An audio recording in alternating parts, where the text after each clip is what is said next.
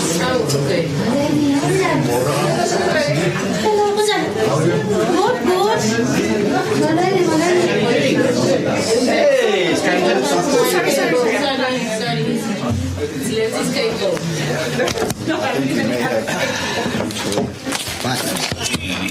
do the wrong thing?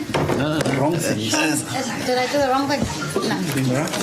That's fine. Let me switch off my phone.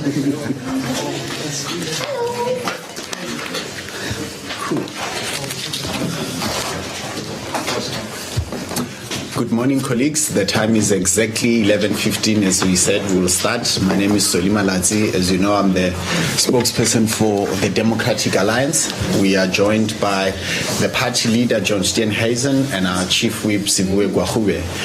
Today's press conference is important for multiple reasons, but the most important being that we are here to outline a 5-point plan action step that will help stabilize coalitions. It's very clear that coalitions are the future of governance in our country's democracy, and we are here to outline the proactive measures that we are taking as the official opposition to put those building blocks in place. We'll also be outlining 3 private members' bills that we'll be proposing as part of the preparatory work for this new dispensation. So John, as the party leader, will set the scene in outlining our plans towards this. Siviwe, as the chief whip, will take us through the 5-point plan so that we can outline in very specific terms why we want to do this and what are the reasons that are motivating us to do this and some of the outcomes that will usher this new dispensation for the future of our democracy. John?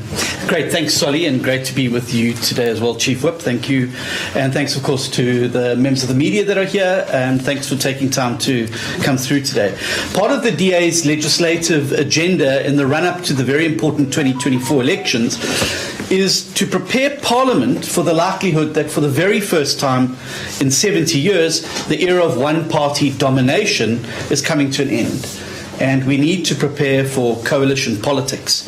And South Africa's electoral framework and legislative framework needs to catch up with the state of our democracy and the current South African reality. So through 3 private members' bills, which the Chief Whip will be taking us through a bit later, the DA will be introducing legislation to stabilise coalitions after the 2024 national and provincial elections. The legislation is not affixed to a DA problem with coalitions, it's affixed to a South African problem with coalitions. Any party wishing to be part of a coalition government after 2024 should in fact welcome the stability that will be proposed in these legislative changes. The reality is that the ANC is in a downward spiral and it's currently taking the country down with it. The situation is very, very bad and it's getting worse. Poverty, service delivery failures, crime, corruption, debt and unemployment running completely out of control. And we cannot afford to replace a failing ANC government, whether at a national, provincial or local level, with unstable, cumbersome coalitions. And yet this is exactly what has happened in Johannesburg, Tshwane, Ekurhuleni and Nelson Mandela Bay metros after the 2021 local government election. In these metros, residents face the constant risk of disrupted service delivery.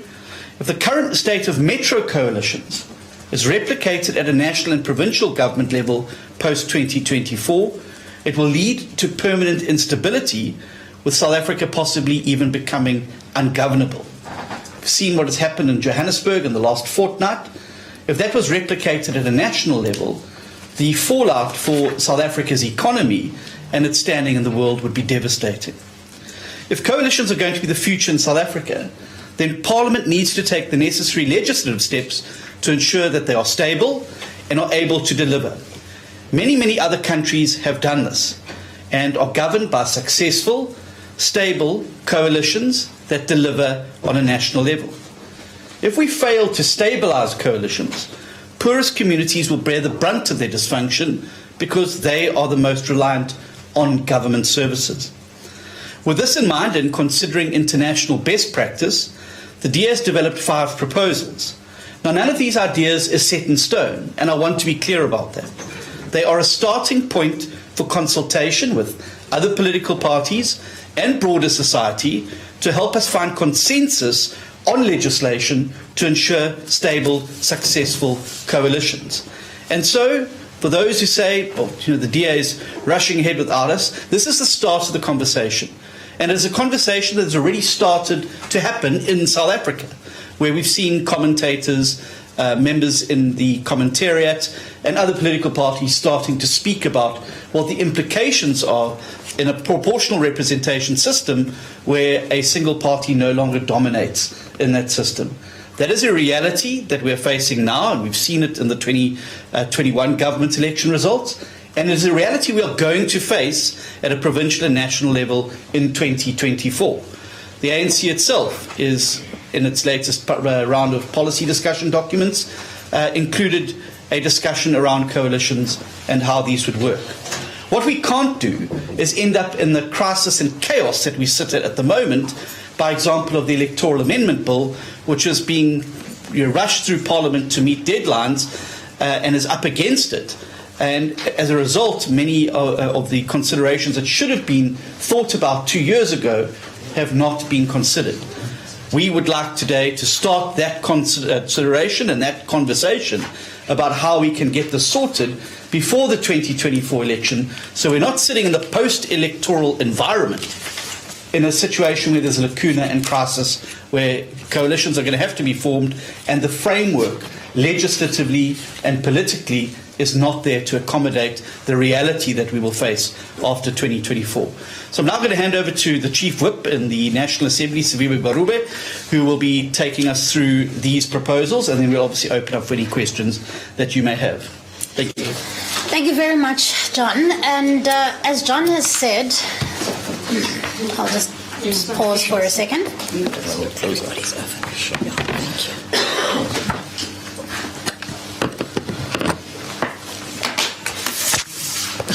Okay. As John has stated, this is the beginning of a process that we think is very important in South Africa.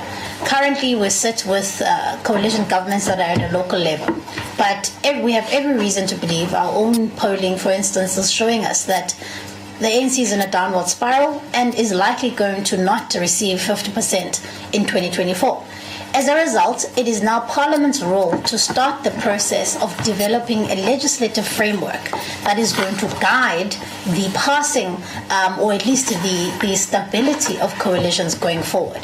Because what we have at a local level cannot be replicated on a national level. And so we've set out five primary intentions in our discussion document, which will be the basis of these three pieces of legislation that we want to bring to Parliament. Number one, it is to set an electoral threshold. To implement an electoral threshold that is either between 1 or 2%, pending consultation with political parties. The reason that we've stated this is a pending discussion, is because, of course, as many of you know, there are many parties in South Africa's political landscape, and we want to gain and garner the views of these political parties to make sure that whatever is in the final piece of legislation is something that also considers the presence of these political parties, but also prioritizes stability. And this is why we have elected to say that it's quite important to introduce the issue of an electoral threshold. In many, many countries, including Germany, including Denmark, including Belgium, and all these other countries where coalition governments have become the norm, they have introduced thresholds that are differing. Whether it's in Denmark, which is 2%, whether it's in Germany at a national level, which is 5%, all of these thresholds are, in our view, a way in which we can stabilize coalition governments so that we do not have a fragmentation of the political system where parties that have only garnered less than 1% of the vote often act as kingmakers, and they often are one vote or one seat away from destabilizing an entire government. And while this is not, we obviously recognize that electoral thresholds will involve trade-offs. The Constitution makes it quite clear. Section 46 of the Constitution says that the Constitution specifies that elections must result in general in proportional representation. So, of course, the introduction discussion of electoral thresholds is a trade-off with that. But our view is that if you set the threshold between 1% and 2%, that in fact you will achieve what the Constitution seeks to do. But at the same time ensuring that there's stability within coalition governments, particularly at a provincial and a national one. And so the second part of our proposals here is that we would like the coalition agreements to be formalized and in some instances codified to avoid conflict, to avoid disruptions, and to avoid instability. The concept of public coalition agreements is something that should be very much part and parcel of coalition politics in South Africa. Of course, the DA, when we entered into the negotiations agreements in 2021, we undertook to publicize our coalition agreements, but we're of the view that this should be mandatory so that it can hold political parties account against their own agreement that they have signed up to. Coalitions across all spheres of government should reflect the party's genuine commitment to this multi-party project that they want to be part of. Currently, there is no legislation that regulates coalitions, that stipulates what should be in the agreements. And so often what you see, these are just simply agreements that parties can often pull out of on a whim. As we've seen in the city of Johannesburg, a party can, for various reasons, decide to pull out of a coalition agreement.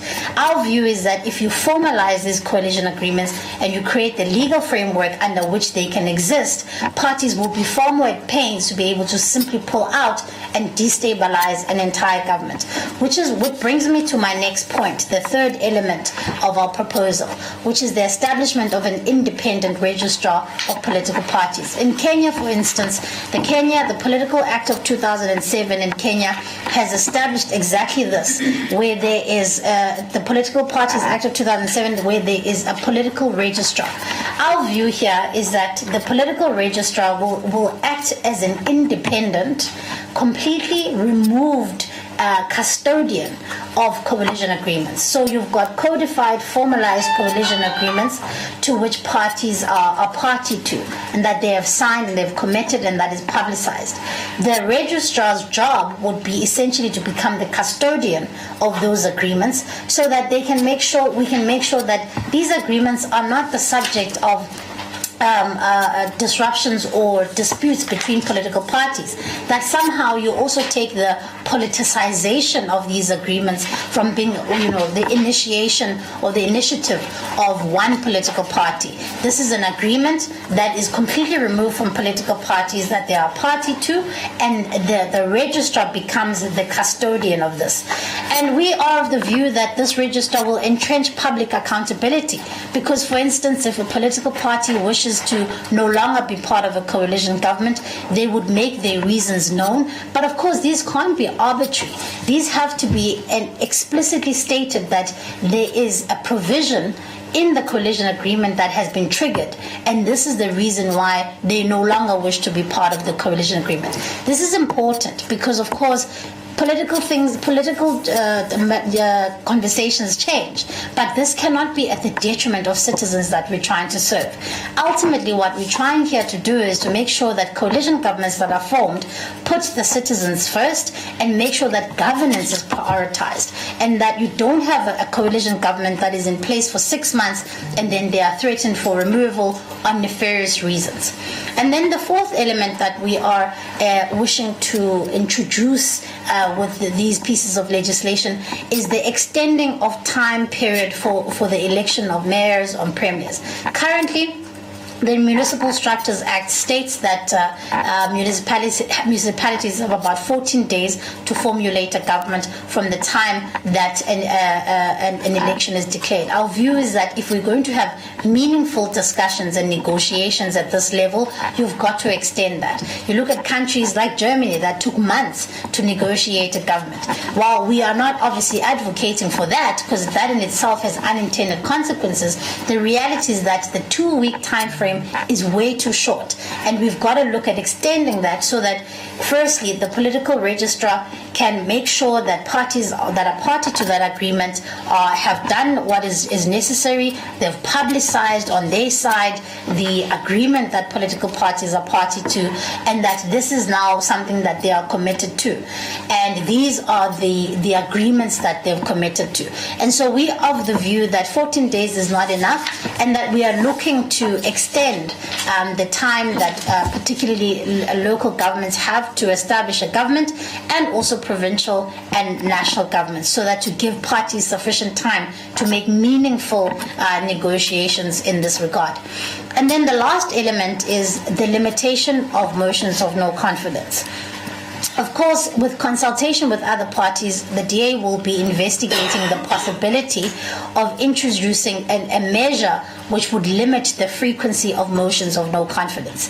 This, of course, this element was brought in bearing in mind the Mazibuko case versus Sisulu in the Constitutional Court, in which it dealt with the issue around motions of no confidence, how and who can bring motions of no confidence in the National Assembly. And so we are of the view that if we are going to revisit this, we would need to change sections 102 and 141 of the Constitution, where we would have a consultation with political parties about how frequent can political parties bring motions of no confidence in either councils, legislatures, or in the National Assembly. Again, this is not to curtail people's ability to be able to remove or hold account a government that is no longer performing, but it's also to say that it's important to give people, whoever they are, an ability to set up a budget and deliver against that budget. Again, this is also steered towards making sure that these coalition governments are stable and that they serve the residents that have elected us. And so these legislative changes would be implemented through the introduction of 3 separate bills in our view. The first bill will seek to amend the Electoral Act. Of course, we have a conundrum on our hands where there is the Electoral Amendment Bill before Parliament, which has its own process that is ongoing. We are not of the view that Parliament is going to be able to meet the deadline for 2024. And what we don't want is a situation where we get to the eve of 2024 and we have no legislative or legal framework whatsoever to govern a real possibility of a national coalition government or even at provinces. And so the timelines around this first bill will need to be really looked against what this electoral amendment bill and the process that it is following, because it obviously will have great impact on that. The second bill will seek to amend the existing Local Government Municipal Structures Act, and this will be undertaken with normal times. There's no need for us to wait for any outcomes on this, and we're of the view again that we can make some key changes there, looking at the frequency of motions of no confidence, of course looking at the Constitution and whether that's compliant, but also looking at extending the time that it would take for local governments to formulate governments. And then the third bill would seek to amend the Constitution, because we need to look at regulating the frequency of motions of no confidence. That in itself needs to be something that we've got to look into the Constitution, because of course the provisions of the Constitution, I think it must be section 102 if I'm not mistaken. Correct. Sorry? Yes, Section 102 makes provision for motions of no confidence in the National Assembly, and Section 141 makes provision for motions of no confidence in the provincial legislatures. And so we need to look at this bill in making sure that can we amend the section of the Constitution to allow for us to introduce, or at least to amend that section to talk about the frequency of motions of no confidence and extend the time it takes for a government to be formulated after the declaration of an election. And so, colleagues, these are our 5 proposals. The one is about setting the electoral threshold to make sure that we've got stability in governments at local, provincial, and at national level. It is to make sure that, while it's not to try to keep people out, it's to make sure that the fragmentation of our political system does not disadvantage the people who rely on government services the most. We've seen it, as international best practice has shown, that thresholds are important in stability, in keeping stability, but also they're in line with our constitution. And when the constitution speaks about general proportionality, we are able to meet that with the introduction of electoral thresholds. Number two, formalizing coalition agreements. One thing we have learned as a political party, and we learned a very harsh lesson, is that not all parties treat coalition agreements the same way. That not all parties treat the agreements to be binding in the same way. And so we've got to codify these, we've got to formalize these, and they need to be within a legal framework. And then number three is to make sure that we establish an independent registrar for political parties. What we've also seen as a harsh lesson on our side is that negotiating with political parties, that's a political process that nobody can do, but politicians. But the management, the maintenance, and the adjudication of the coalition agreements and tie-breaking mechanisms and dispute resolutions needs to be done by an independent registrar that is not actively involved, or at least that does not stand to gain from either being in government or not being in government. That's what we've seen in the Kenyan model, and we're of the view that it would work. And then fourthly, extending the time for the election of premiers, presidents, and mayors. Lastly, looking with other political parties whether or not we can introduce a limitation on the frequency of motions of no confidence. Again, seeking to make sure that there is stability. And then we want to do these through using three different pieces of legislation that we believe we can get there. I think in setting out these proposals, we really hope to try and establish a broad political and civil society conversation and support for the legislative changes. We believe these are essential if we're going to have stable coalition politics going forward in South Africa. We believe that this matter is urgent and crucial for a prosperous, united South Africa. This is not a conversation which we're going to be able to have in the 14 days that follow the 2024 election. It's going to require us to understand that the legislative and political framework is going to have to adapt to the reality that South Africa now finds itself in as it starts to head towards coalition country. The absence of legislation to govern coalitions, we believe, is an omission. We believe that after 70-odd years of one-party domination, the country has not sufficiently prepared itself legislatively or politically for the era of coalitions, which is why we end up with so much of the instability that we see, which gives coalitions a bad name, when in fact there are successful forms of government in other parts of the world where they bring stability, progress, development, and advancement of people. But they will require a framework for that to take place in, and we hope to get today that conversation started here in Parliament, but certainly we invite a broader conversation with civil society bodies, other political parties, and other political formations who may not be parties, about how they best see this legislation and this legislative framework serving the interests of solid, stable government that serves the interests of the people of South Africa and not the politicians. Thank you very much. Thanks, John. Thanks. Look, the most important thing is there is across the board recognition that coalitions are the future of governance in our country, and whether we've got any strong views about how they are currently effective or otherwise, there is a legislative lacuna that we are trying to address with these proposals that we are bringing to the table. And the DA, obviously, as the official opposition here in Parliament, we are going to anchor that process. But as John says, it is important that this is as inclusive as possible. That's why that engagement of seeking support through the discussions with other political parties and civil society is very important for us, because this is going to be a key ingredient for our democracy. And that is why the Chief Whip will be the anchor lead here in making sure that in terms of the parliamentary requirements, we lead that process. But we recognize that this requires, engagement with all the other stakeholders in society, and that's why we want to make this journey as inclusive as possible. On that light, colleagues, I know this is a very important conversation and one that you have obsessed about. Are there any questions from the House, or do you need time to prepare for them so that we can start with the online questions first? I see an eager one from there, and I see here 3. So let's start with the in-house ones, and then we'll take the online ones. Yeah. And let's just do the standard practice, because there are also people that are watching on our social media platforms. Indicate your name, your publication, and the question, and we'll get it rolling. Madam? Marianne Merton, Daily Maverick. Quick question with regards to the independent regulator on political parties. Would you also want that to take over the party political funding issues, considering then you would have a one-stop shop kind of thing? The other thing about the motions of no confidence curtailment, are you not concerned that this will come and bite you in future, and is it not an overreach? Because at the moment, what we're seeing is the motion of no confidence at local government level.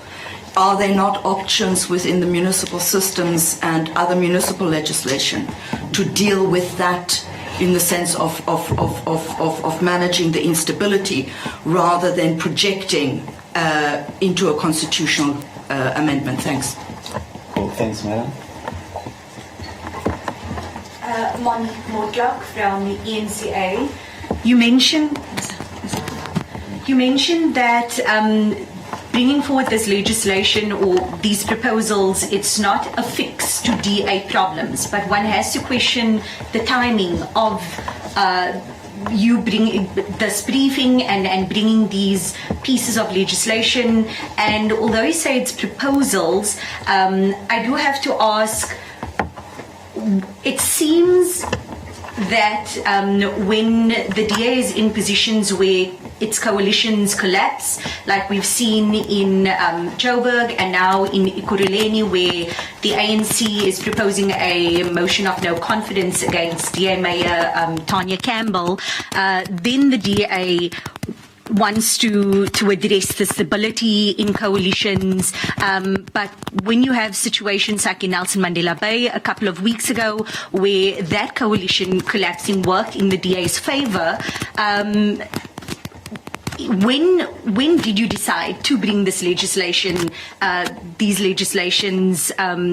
Is it because of what has transpired in Joburg, what is now happening in Ekurhuleni, or is this something that the DA has been looking at even before everything that we've seen happening in these different municipalities? Cool. Is there another question in-house so that we can take all 3 before we go to the online ones? Lula Mamaja, SABC. Have you engaged your coalition partners at municipal level about the proposals that you're making, and also here in Parliament, because for them to make the light of the day, they need support. So which political parties that you've spoken to here in Parliament before addressing the media on these matters? Thanks. Cool. Thanks, colleagues. Who wants to start? I can deal with Monique and Sure. Lulama. And then John will deal with Marianne. Yeah. And also Monique. Okay, cool. All right. So Monique, I do want to address firstly, I mean, as John said right at the beginning, this has been part of our legislative agenda for the remainder of this term, because of course we've been part of coalition governments before, and we've realized that the deficiency here may also be a legal framework under which coalition governments can work. Of course, we've been the victims and of coalition governments failing where we have, well, collapsing where we have led, and other parties have been victims of coalition governments failing or collapsing where they've led.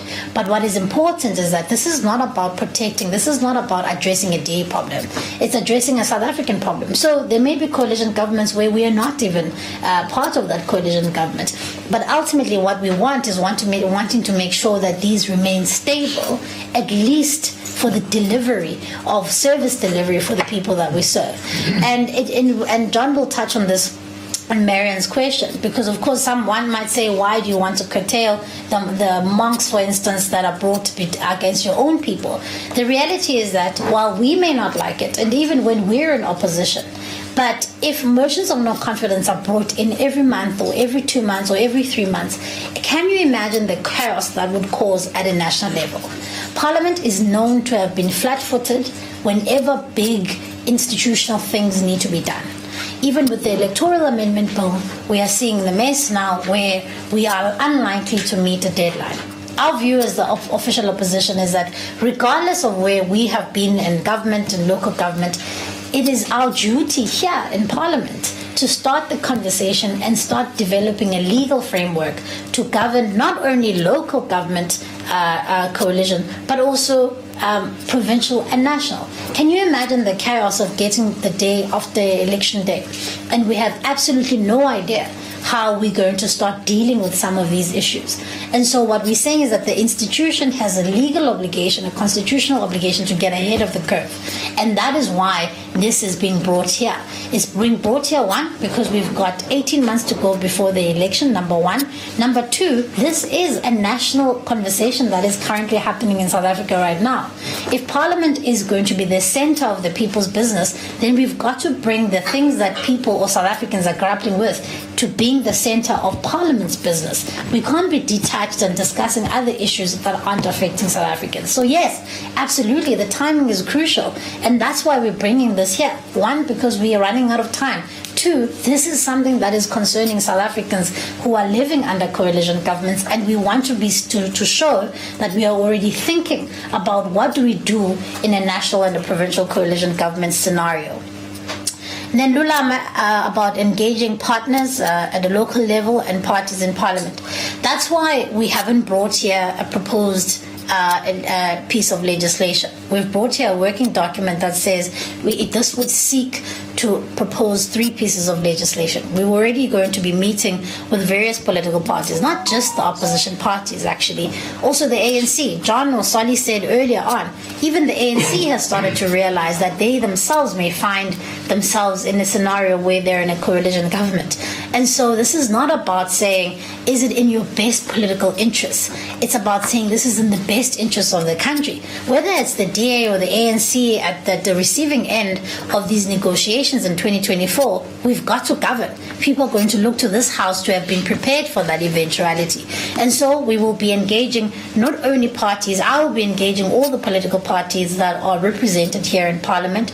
And then, of course, our people in the provinces will also be bringing some of these proposals to various provinces and municipalities where we are. Because, of course, some of these things are not even going to affect political parties, but there are some community formulations that we're in government with, for instance, in some rural parts of the Western Cape, and they too need to have input on this. And so we want to start the conversation so South Africans can understand that we see where we are headed and we have some solutions that we want to bring to partners and bring them on board and have them also have their inputs before we put together a piece of legislation.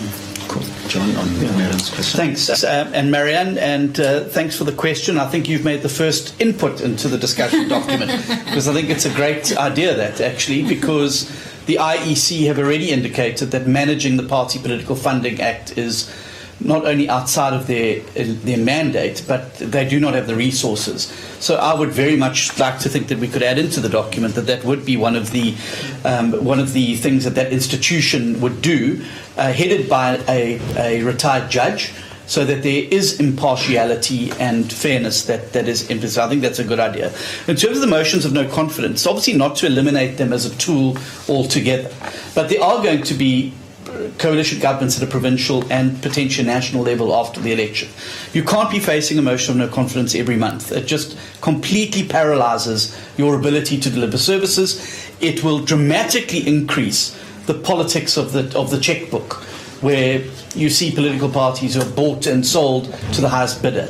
And so we believe that by closing the window, not entirely, but certainly on the timing of them, maybe every 3 months, maybe every 6 months, maybe once per year. I don't know. That'll be the subject of discussion. Obviously, we would like to hear the views of constitutional scholars on this as well, what their viewpoints are. There's already some provisions in the rules of municipalities where they are not necessarily guided by the Constitution, but the rules of that municipality, which say that you may not bring a motion that is similar to one that's been brought within the previous 6 months. And we would just hope to bring some form of stability so that you're not in government and constantly under threat. Because can you imagine the impact at a national level where you've got an emerging economy like South Africa that's really struggling to attract investment and investor confidence, despite what the president tells us constantly. And you've got a finance minister who's got to go abroad and sell the country and its economic policies. And an investor says, but hang on a second, you're facing emotional confidence this month. Again, how do we know that if we invest, those are the policies that we're going to be investing with? So I think that we do have to zoom out and have a look at it from that perspective, but in a way that doesn't constrain the abilities of parties to be able to act in terms of that. Monique, thanks for your question. Let's just zoom out a little bit, because we wouldn't be facing, I believe, the problem that we're facing now with this electoral amendment bill, which is frankly a dog's breakfast, and I don't know how Parliament's going to get out of it. Had we timelessly dealt with the broader issue of electoral reform in South Africa, and you would know that the Democratic Alliance has for years been calling on government and Parliament to engage in electoral reform. The current system is broken. It means that there's a massive disconnect between the electors and the elected. It gives far too much power to political parties, and it excludes people who may want to run as independents, which is why we're now trying to play catch up with this electoral amendment bill. Had we gone the full process and adopted many of the recommendations made in the Van Zyl-Slabbert report and others, as well as the DA's private members bill, we wouldn't be sitting with this problem today, because you would have a hybrid system where members, whoever could stand and be elected from a constituency. You wouldn't be now trying to get the horse back into the stable once it's bolted. So I would start from that point. This is not a new issue for the DA. Electoral reform has been something we've been driving for many, many years. James Self and Dean Smuts before both put forward private members' bills in the House. And I'm just sorry that we didn't engage with it, and the government didn't engage with it timelessly. But also, as I said, this is not just a fix for DA problems. We're not the only party that runs coalitions in the country. The ANC on a number of coalitions around the country. They're in coalition in eThekwini, for instance, eThekwini Metro. And I think that the last thing you want is governments that are constantly teetering on the edge, where you can't attract officials because they don't know whether the administration that hired them is going to keep them on if it changes. And I just think that while other countries may sometimes have the luxury of a constant flux and change of governments, an emerging economy in as much crisis as South Africa's, it's not a luxury we can afford at this particular time. So there is an intrinsic imperative to bring stability into the system somehow, and a stability that would benefit any party that's able to form a coalition. Not only the DA, I mean, maybe other parties, maybe the ANC, maybe the EFF, who knows, that would be able to form a coalition and then at least have a shot at governing for a period and being able to demonstrate the difference without teetering constantly on the brink of being booted out of office. So can I just add also, I think it would be amiss of us, again, for Parliament to make the same mistakes as with the electoral amendment bill, because I think a lot of South Africans are genuinely concerned about what may happen should the ANC lose their majority in 2024. Will the country descend into chaos? Would we be seeing violence? And I think South Africans would be far more assured if they know that the national legislature has at least done work to develop a legal framework that would guide the country as to what must happen post that election day. And it's our duty as Parliament to start doing that work. And we've been consistently saying that the business of Parliament has to mirror the business of the people. These are not unfounded fears. People's fears are genuine, and we should be basically putting urgency in some of these things to avoid and to allay those fears that we don't know what may happen in 2024. And ultimately, I think even some of the inputs that we'll get from constitutional scholars and the like, there are trade-offs that we're going to have to make. There are no absolutist solutions that we're going to find. They are sometimes going to have to be limiting the frequency of motions of no confidence for stability. Sometimes you're going to have to say, we are putting in a threshold. in order for stability. And so there's going to have to be consistent trade-offs that we're going to have to do in this kind of work that we're doing. And that's why we're saying we want as much input as possible, not only from partners, from all political parties and players in the country, because this is not about the DA, but it's about South Africa and actually currently the citizens who are looking to us for solutions. And on that subject of the threshold, we've received 2 questions online. One is questioning whether would the exclusion of parties that don't reach that threshold, how would that stabilize, coalition governance? And secondly, would that not be undemocratic if they are not included or considered in coalition government simply because they don't reach that coalition? And I think it's an important question to clarify. So. Yeah. Who's going to answer that, sir? So I think it is important. Countries that have been in coalition country for far longer than we have made this transition already. Proportional representation systems where there is a threshold. The German Bundestag, Greece, Austria, Belgium, Latvia, a whole lot of smaller countries that have got thresholds that range between 2 to some extreme cases like I think Turkey was 7 or 10%. 10%. And what it says to design so that you don't have an over-fragmentation of the parties. I think it's very important to go back to the constitutional principle. And the constitutional principle is not absolute proportional representativity.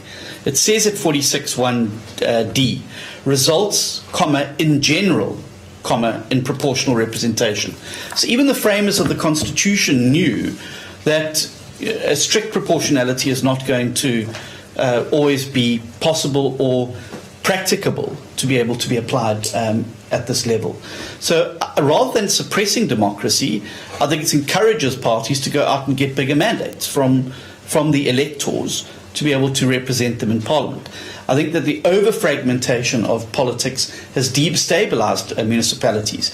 And I think Nelson Mandela Bay that Monique raised is a very good example, where you've got 10 parties, some of whom have got 1 seat only, and have received that seat on a remainder of a fraction, are now able to extract and pull out large concessions and can collapse a government at any particular day of the week.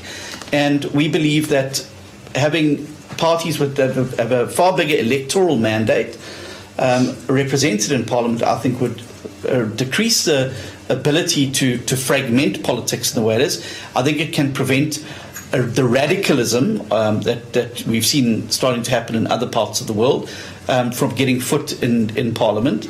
And I think it encourages people to go out and get bigger mandates. So I don't think it suppresses democracy. But again, this is the reason why we're not bringing the actual bills and putting them before you today.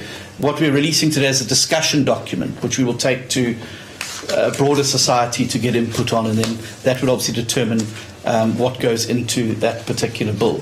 So we're not coming here with the hard and fast, saying, well, it's our way or the highway. We want to get this conversation started in South Africa, because if we don't get it started now, we're going to end up in a huge crisis where you've got 14 days after the next national elections to form a government. 2 weeks is hardly time to recover from the election and to see where your results sit. Never mind being able to get into the complexities of negotiating a coalition agreement that's going to be able to go the distance and last the duration of the term to be able to ensure that it's able to deliver services effectively. Thanks, John. Is there any... Okay. Just a question to John about the coalitions, especially given that the fact that you've mentioned Nelson Mandela Bay, where we have, I think, 7 parties with 1 seat that created this coalition with the DA. I just want to ask you, in Germany the threshold is 5%, and in several other northern European countries it ranges between 2 and 5%, Turkey being the extreme. I want to ask you, is this threshold a way to rid coalitions of so-called kingmakers who go where the wind blows them and who cause the instability like we have seen in Johannesburg? I just want to get your opinion on that, John. It's not a way to get rid of anybody, Jason. I think it's a way to bring stability and to make sure that you've got coalitions that can last, go the distance. I think if you look at the collapse of coalitions and the history of the collapse of coalitions, by and large, it's been the one-man bands or two-man bands that have switched sides in order to switch the electoral fortunes of those. And then secondly, the rise of checkbook politics, where those parties are easy to buy over because you're dealing with a individual who was more subject to being able to be bought. So I think it eliminates that, and I think that is why many of these democracies that have had to engage with coalition politics over 2 to 3 decades have introduced the thresholds to prevent that instability from taking place. And I just think that a formalized and codified coalition agreement that is governed by a legal framework, regardless of whether or not you represent one seat in that council or legislature, you are bound by the agreement. And your pulling out of the agreement cannot be on nefarious grounds or spurious grounds. You've got to justify that there has been a contravention of this particular section of the coalition agreement which has triggered our pulling out of this coalition agreement. And so really it's about also making sure that coalition partners are accountable, because ultimately moving as the wind blows, it really threatens service delivery. And so I don't think that South Africa, particularly at a provincial and a national level, can survive that kind of instability. So it's also, that's why we think that the coalition agreements should be binding, and that parties party to it should be able to justify their pulling out of them on the basis of a contravention of a set of agreed to principles. Sure. I think you might be the last one if I'm not missing any hands, so take it home. Llewellyn Prince of Netwerk 24. Just on the issue of the topic of the formalization of coalition agreements, I see that you also talk about that there's no oversight body or institution which hold and publishes these coalition agreements. What is the DA's thinking with regard to this? Should there be a body like that? And if so, what body should take that role? Thank you. Thanks, Llewellyn. Yes, that is why we actually made reference to the Kenyan model, where they've got a political registrar that becomes the custodian of the coalition agreement. Because again, we don't want to say, as the DA or the bigger party in the coalition agreement, you get to be the arbiter, you get to be the person that sort of manages the coalition agreement. To take out the politics of it, to take out the conflict in it, and truly stabilize it, yes, we're saying an oversight body should exist. So an arbiter or a registrar is responsible for being the secretariat of that coalition agreement. That way, they are the ones, when a political party wants to pull out of a coalition agreement, they'll have to write to the registrar and say, this is on the basis of this reason, this is why we're pulling out. Not to your political, to your coalition partners, because we are trying to, once again, make sure that this becomes less about personalities, more about principles, and more about the people. Cool. Look, and I think in just making a final point, because we don't want people catching feelings about, the DA leading this process but not being inclusive of everyone. The reality is that the DA as the official opposition is going to anchor this process here from a legislative point of view. But we recognize again that for this to happen, it won't be a reality simply by writing opinion pieces and, tweeting about it. It has to be driven through the legislature, and this is the perfect platform to do that. So it's going to be a very inclusive process. We're going to be engaging with political parties here, represented in the legislature here, but also external bodies that have an interest in the future of governance. Because as I said earlier, the reality of the matter is that the future of governance in our country is going to be through coalition agreements. So on that note, thanks very much, colleagues, for coming through, and enjoy the rest of your Thursday. Thank you. One may argue there was a substitute.